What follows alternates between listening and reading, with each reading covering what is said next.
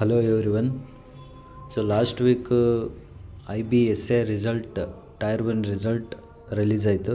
So ಅದರಲ್ಲಿ ಕರ್ನಾಟಕದಿಂದ ಭಾಳ ಜನ ಸೆಲೆಕ್ಟ್ ಆಗಿದ್ದೀರ.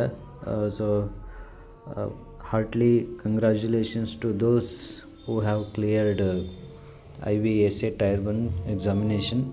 ಸೊ ಕನ್ನಡದಲ್ಲಿ ಟೈರ್ 2 ಬಗ್ಗೆ ಎಕ್ಸ್ಪ್ಲೇನ್ ಮಾಡೋದಕ್ಕೆ ಟ್ರೈ ಮಾಡ್ತೀನಿ, ಮತ್ತು ನನ್ನ ಹತ್ರ ಇರೋ ಸೋರ್ಸಸ್ನ ನಿಮಗೆ ಹೇಳ್ತೀನಿ. ಬಿಕಾಸ್ IB/SA ಟೈರ್ 2 ನಾನು ಲಾಸ್ಟ್ ಇಯರ್ ಬರೆದಿದ್ದೆ, ಕ್ವಾಲಿಫೈ ಸಹ ಆಗಿದ್ದೆ. ಇಂಟರ್ವ್ಯೂನಲ್ಲಿ ಡಿಸ್ಕ್ವಾಲಿಫೈ ಆಗಿದ್ದು. ಸೊ ಹಾಗಾಗಿ ಇದ್ರ ಬಗ್ಗೆ ನನಗೆ ಚೆನ್ನಾಗಿ ಐಡಿಯಾ ಇದೆ. ಹಾಗಾಗಿ ಇದ್ರ ಬಗ್ಗೆ ನಿಮಗೆ ಒಂದಿಷ್ಟು ಗೈಡ್ಲೈನ್ಸ್ ಟಿಪ್ಸನ್ನು ಕೊಡ್ತೀನಿ, ಯಾವ ಥರ ಅಟೆಂಡ್ ಮಾಡ್ಬೋದು ಈ ಎಕ್ಸಾಮ್ ಅಂತೇಳಿ. ಸೊ ನೀವು ಈಗ ಟೈರ್ 1 ಎಕ್ಸಾಮನ್ನ ಕ್ವಾಲಿಫೈ ಮಾಡಿದ್ದೀರ. ಸೊ ಈಗಲೇ ಹೇಳ್ಬಿಡ್ತೀನಿ, ನಿಮ್ಮ ಮಾರ್ಕ್ಸು ಚೆನ್ನಾಗಿದ್ದರೆ ನಿಮಗೆ ಫೈನಲ್ ಮೆರಿಟಲ್ಲಿ ಆಗೋದಕ್ಕೆ ಚಾನ್ಸಸ್ ಭಾಳ ಇರುತ್ತೆ. ಇವಾಗ ಕೆಲವೊಂದಿಷ್ಟು ಜನ ಬಾರ್ಡ್ರಲ್ಲಿ ಇದು ಬಾರ್ಡ್ರ್ ಮಾರ್ಕ್ಸ್ನಲ್ಲಿ ಕ್ವಾಲಿಫೈ ಆಗಿರ್ತೀರ. ಸೊ ಅಂಥವ್ರಿಗೆ ಸ್ವಲ್ಪ ಕಷ್ಟ ಆಗುತ್ತೆ. Also depends upon your interview is the game changer in this entire process. So ಇಂಟರ್ವ್ಯೂನಲ್ಲಿ ನಿಮ್ಗೆ ಮಾರ್ಕ್ಸ್ ಯಾವ ಥರ ಸಿಗುತ್ತೋ ಅಲ್ಲಿ ನಿಮಗೆ ಸೆಲೆಕ್ಷನ್ನಲ್ಲಿ ನಿಮ್ಮ ಟೈರ್ 1 ಮಾರ್ಕ್ಸು ಮತ್ತು ಆ ಇಂಟರ್ವ್ಯೂ ಮಾರ್ಕ್ಸ್ನಲ್ಲಿ ಯಾವ ಥರ ಮಾರ್ಕ್ಸ್ ಸಿಗುತ್ತೋ ಅದು ಕೌಂಟ್ ಆಗುತ್ತೆ. ಸೊ ಇವಾಗ ನೀವು ಟೈರ್ 1 ಎಕ್ಸಾಮಿನೇಷನಲ್ಲಿ ಕ್ವಾಲಿಫೈ ಆಗಿದ್ದೀರ. ಈಗ next process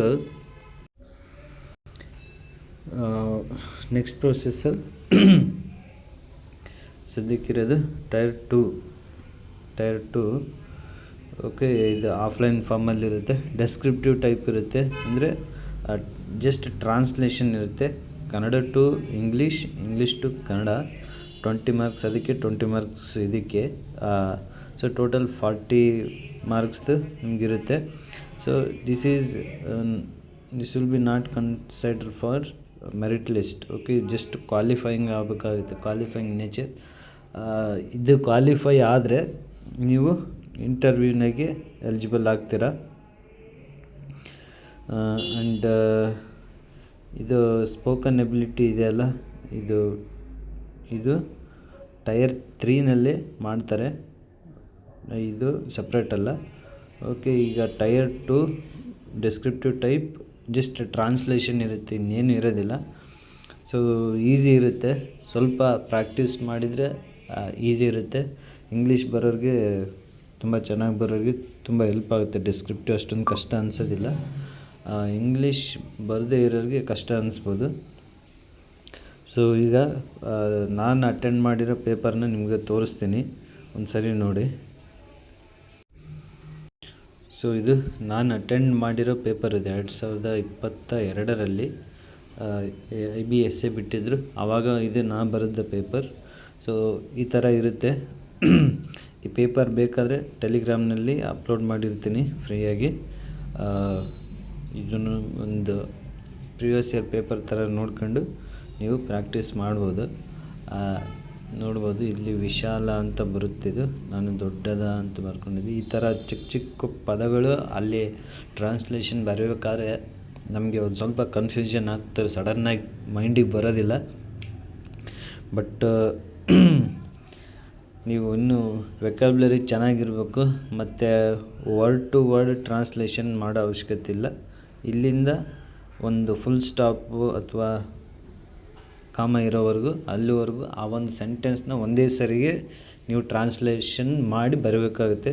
word to word translation ಮಾಡಬಾರ್ದು, ಇದು ಮೇನ್ ಇಂಪಾರ್ಟೆಂಟ್. ಆ್ಯಂಡ್ ಇದನ್ನ ಒಂದು ಸರಿ ನೋಡಿ ಪೇಪರ್, ಇಷ್ಟೇ. ಇದೊಂದು ಫಸ್ಟ್ ಪೇಜ್ ಒಂದು, ಇದು ಅರ್ಧ.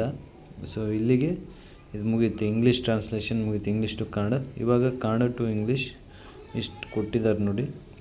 ಸೊ ಇಂಗ್ಲೀಷ್ ಟು ಕನ್ನಡ ನಿಮಗೆ ಕಷ್ಟ ಆಗೋದಿಲ್ಲ, ಸ್ವಲ್ಪ ಕನ್ನಡ ಟು ಇಂಗ್ಲೀಷ್ ಮಾಡ್ಬೇಕಾದ್ರೆ ಸ್ವಲ್ಪ ಕಷ್ಟ ಆಗುತ್ತೆ ನಿಮಗೆ. ಸೊ ಈ ಥರ ಇದೆ ನೋಡಿ.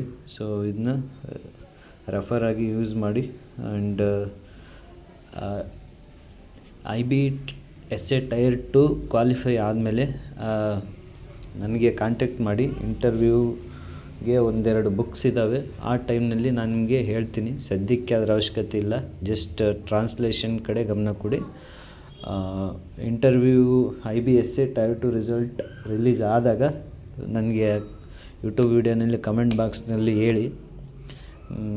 ನಾನು ಟೈರ್ 3 ಮೀನ್ಸ್ ಇಂಟರ್ವ್ಯೂಗೆ ನನ್ನ ಕೆಲವೊಂದಿಷ್ಟು ಗೈಡೆನ್ಸನ್ನು ನಾನು ಕೊಡ್ತೀನಿ. ನಾನೇನು ಮಿಸ್ಟೇಕ್ ಮಾಡಿದೆ, ಎಲ್ಲಿ ಡಿಸ್ಕ್ವಾಲಿಫೈ ಆಗೋದಕ್ಕೆ ಏನು ಕಾರಣ ಅಂತೇಳಿ ಆ ಟೈಮ್ನಲ್ಲಿ ನಿಮ್ಗೆ ಹೇಳ್ತೀನಿ.